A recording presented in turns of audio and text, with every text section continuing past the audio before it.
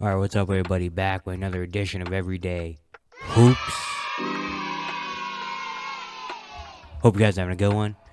Today, we were talking about the Miami Heat and why, to me, I think they are the most odd team in the NBA. And I got a few reasons as to why they are, and we're going to get to them. But first, thank you guys for the views on the vids and the shorts recently. Really appreciate it. Just try to keep putting out content, you know. And if you do like the content right here, consider subscribing, turn on notifications, do all the stuff like that. I'd really appreciate it. Really helps out a lot. Got a lot of stuff coming, especially in April, which is in a few days. April, start of a new series. It's gonna be really, really good, hopefully. And yeah, be on the lookout for that. And let's not waste any more of your time. Let's get right into it. So to start off as to why I think the Miami Heat are so odd, let's look at them statistically for a second and talk about my first point, their lack of offense, really, in a way. If you look at their numbers and stuff, look at the stats, the advanced stats, they're the 25th rated offense in the league. 25th, which is right near, the Orlando Magic, the Houston Rockets, teams like the bottom teams that don't really care about winning. And Miami are 25th rated offense. Like, that is very odd to me, considering the players they have and the team they have. 25th rated offense. We've talked about all year their lack of kind of offense and how they're just not really built to score a lot of points, you know? Yeah, but 25th rated offense is crazy. And then you even look at just the main statistics. They average the least amount of points per game. The Rockets are averaging more, the Pistons are averaging more points than them per game. They average 109 points per game. The Miami Heat do. We've talked about this also. They're kind of like a gritty team where they're not going to score a lot, but they also don't give up a lot. They're probably going to score 99, 101 points, but they can win those games. Those are the type of games they want to win. They want to be in. Those gritty, grinded out, low shooting percentage, low scoring type of games. And that's what Miami do best. And also, they're 27th in field goal percentage, 27th in three-point percentage. So if you just take those numbers and don't even look at the record or the team, you just look at the numbers, the 25th rated offense, least amount of points per game, bottom 5 field goal percentage, three-point percentage, or even bottom 5 in a rebounding, assists per game. A lot of stats, they're like on the lower end of the spectrum. Like, you would think this team is like 12th or 13th in the East. Like, look at numbers alone, you would think this is like a bad team because, yeah, looking at statistics, their numbers are not good, but they're a 40-win team, and you're like, how, and their lack of offense is a big factor as to why the Heat. A lot of people don't really believe in the Miami Heat or think highly about the Miami Heat because of their lack of offense, especially in today's game, where if you're not putting up 110, 115, then you're doing something wrong, in this type of game now where, it's very high scoring, a lot of threes, a lot of possessions, lots of fast breaks, a lot of all that stuff, where now regularly you're seeing 120, 130, and you don't even think about it anymore. 120, 130.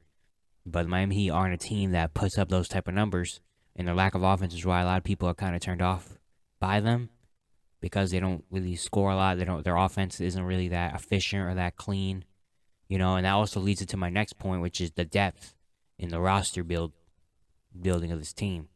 You look at the top of the roster, Jimmy Butler, really good. Obviously he's got Miami's his home, Miami's his place, great. Bam Adebayo, another great building block on both ends. Especially this year offensively, he's turned it up a notch. Tyler Hero, very solid, very good player as well. Kyle Lowry, a little bit older, but was projected to be still a very just solid point guard. The only problem was their power forward coming into the season because PJ Tucker left.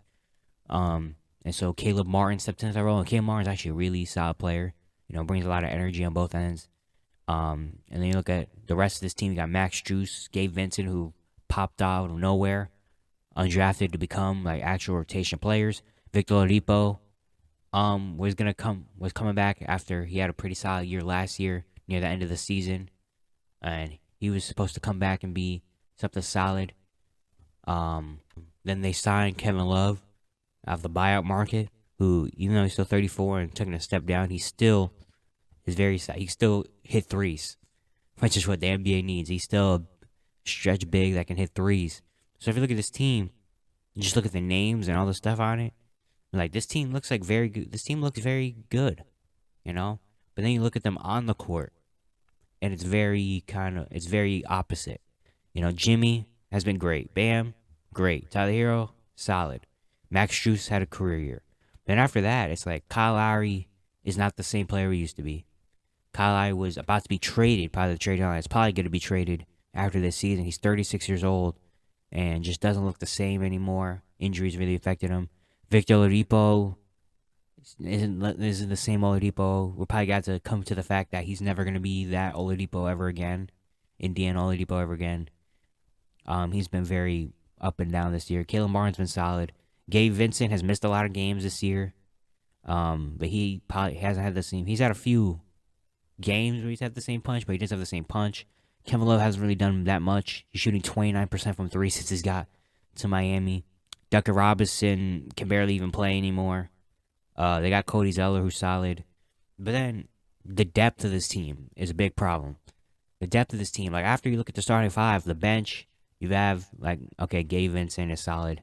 Victor Oladipo still a huge wild card. We don't know what they're going to get from him. Kevin Love, who should be coming off the bench. I don't know why he's a starter. He should be coming off the bench. Honestly, I think that's better for him. And I like Caleb Martin a lot more in that starting role. Kevin Love hasn't really done much. He's getting older. But then you look at, like, Haywood Highsmith has played 51 games this season. Haywood Highsmith. Before the year, 99% of the NBA probably didn't know who Haywood Highsmith was or existed. He's an actual rotational player for them. You know? Nikola Jovic has had to play a few games. Jamal Cain, undrafted rookie, has had to play a few games. Orlando Robinson has played 29 games this season. A lot of people probably still don't even know who Orlando Robinson is. He's killing in the G League, though. And he actually looked really solid when he was in the NBA, playing the games. But Orlando Robinson's been playing.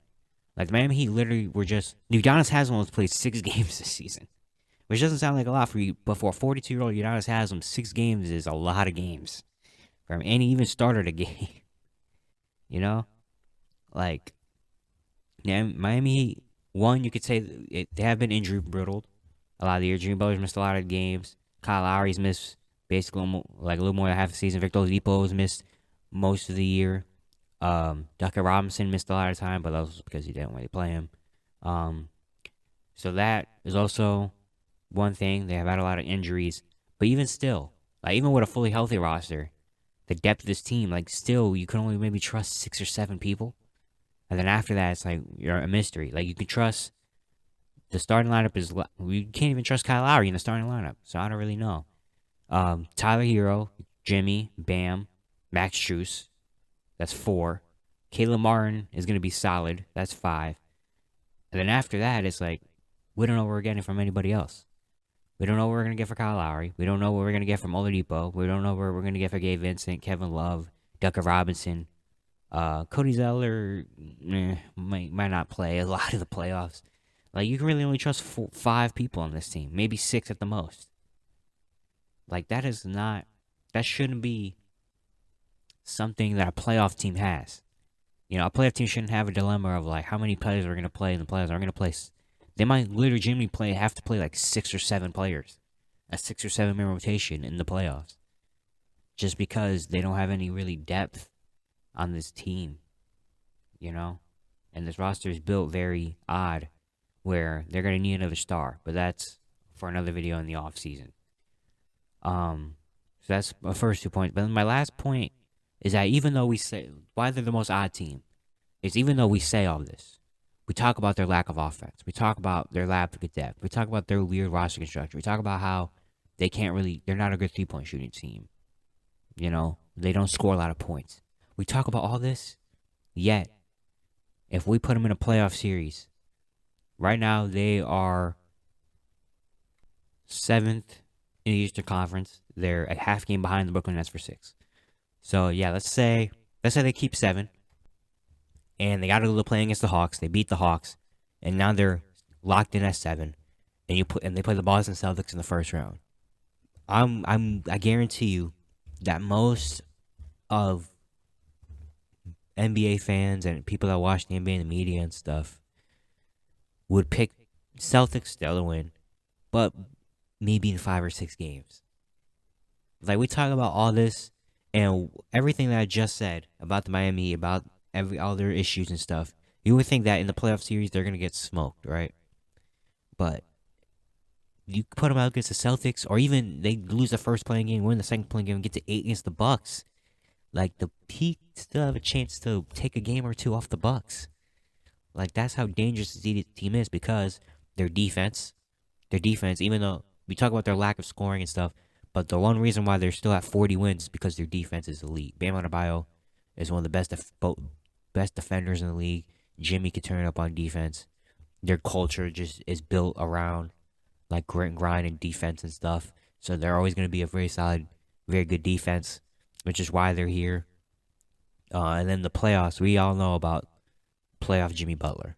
We all know about playoff Jimmy Butler, and that it's a thing. It really exists. And Jimmy Butler by himself is going to will you to win a game. Like, he's going to will that whoever they play in the first round, whether they play the Bucks, the Celtics, or even like the Sixers or the Cavs randomly, like, Jimmy Butler by himself will you to win a game in the playoffs. He are not getting swept. I could put a lot of money on the Heat winning at least one playoff game this year. Just because Jimmy Butler in the playoffs is such a different monster and animal, he's going to will them to win one game when he drops 38, 10, and 7 or something like that. You know? But yeah, we're talking about Celtics and Bucks, though. They can move up to 6 and play the Philadelphia 76ers. And to be honest with you, in a series against the Sixers, the Heat, I won't be surprised if the Heat take that to 6. Or maybe even a 7. Like, the Miami Heat in the playoffs, Jimmy in the playoffs is amazing. You know, and then Bam is having his best offensive season, which was a big criticism last year in the playoffs when Bam wasn't really being aggressive offensively. This year he's having a incredible offensive season, and we already know about his defense. Tyler Hero can still give you 20 consistently on any night. And then they have a lot of shooters out there that can get hot one game. Max Strus can come off and hit and have a game where he hits 5 or 6 threes. Gabe Vincent still has the potential to come off the bench and give you 15 to 18 points. Caleb Martin can still do a lot of the energy things. You know, Victor Oladipo is one of the biggest wild cards. Victor Oladipo can come in and randomly just drop 20. Like, I mean, he have kind of the sneakiness and the team in the playoffs to win some games and to take some games off these top seeds that are looked at. Like the Bucks, Celtics, Sixers, they're not even looked at in the first round. They're looked at to go to the finals, the conference finals. Like the first round shouldn't even be like a question for any of those 3 teams. And the Miami Heat being in there, one of those teams is going to have to play the Miami Heat in the first round. One of those 3 teams are going to have to play the Miami Heat in the first round. And I wouldn't want to be the team that plays the Miami Heat because, like, I've said this for a few times now in videos, but I'm going to explain it fully all the way. To me, the Miami Heat, you know, we talk about this player's a regular season player, this team's a playoff player. I feel like the Miami Heat are a playoff team. They're not a regular season team, especially this season, because usually in the past years, Miami Heat are like a good regular season team, and then they're solid in the playoffs. I feel like the Miami Heat, they're not a regular season team, they're a playoff team. Where in the regular season, they're going to have their struggles just because the regular season is so different from the playoffs. But once it gets to playoff time, the Miami Heat are going to be locked in and in there. You know, because the playoffs are such a different vibe, you know, like it's not as fast-paced, it's not as high-scoring, the defense turns up, the intensity turns up, the foul calls are different, you know, just everything is just different. And you're going to have a half-court offense and a really good half-court defense to win games. The Miami Heat, half-court offense isn't great, you know, but they do have Jimmy Butler, who can go get a shot off really anytime he wants to, it feels like, in the playoffs, and get to the free throw line whenever he wants. Bam Adebayo, you know, can hit that little floater from the paint. Tyler Hero can go off and get 20. They got the shooters again. Offense is probably the biggest problem for them to worry about is like their role players and their shooters. But we already know about them in the half court defensively. we don't even have to talk about that. We already know. Like Miami Heat, I feel like our team built for the playoffs. Their team built for going into a series against Boston or Philly and taking a game or two off them when they shouldn't, just because that's who the Miami Heat are. Which is why to me they're really odd, because we talk about them a lot in a negative light of like, well, in a negative light in a sense of like they don't have an offense, their team is not built really well. You know, they need another star to be able to really compete for a championship. Yet we're all gonna sit here, and when they match up against the Celtics or Sixers or whoever, we're gonna say Celtics in 5 or 6 or Sixers in 6 or 5, because we all respect the Miami Heat in the playoffs, and they've shown time and time again that even when we count them out, even when we talk about their offense and all this stuff, they're still gonna come out. It's still surprise you in the playoffs, which I love it. Honestly, it just makes things better. You know, Miami Heat are that sneaky team down the plane when we look at the Nets, the Hawks, the Raptors, the Bulls. We're like, who cares? But then the Heat are in the middle there, and they're like, oh, we don't want to play them. Let's try to move down or move up a little bit. You know. But yeah, I just want to make this about the Miami Heat. Hope you guys enjoyed the video. Once again, if you do like the content right here, consider subscribing, like, turn notifications, all the stuff like that. Really appreciate it. Really helps out a lot. And yeah, I got other videos coming. I got shorts and stuff. And yeah, I'll see you guys tomorrow.